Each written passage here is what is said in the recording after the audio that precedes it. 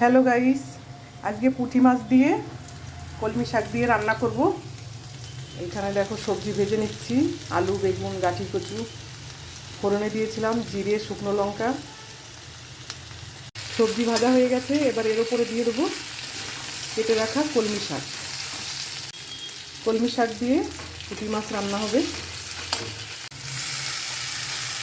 দেব পরিমাণ মতো নুন, হলুদ, কাঁচা লঙ্কা।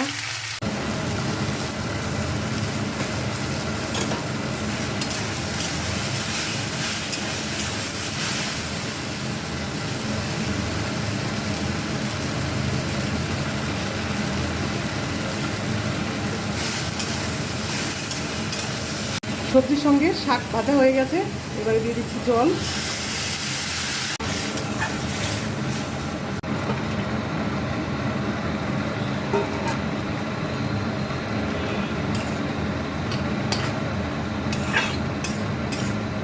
এখানে নিয়েছি একটু আদাটা বেটে নেব। নামানোর আগে দিয়ে দিচ্ছি আদা বাটা।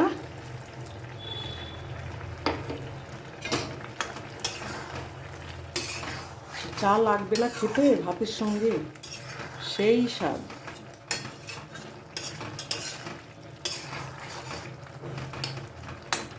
চলো, হয়ে গেছে আমার কলমি শাক দিয়ে পুঁটি মাছ রান্না, এবারে নামিয়ে নেব।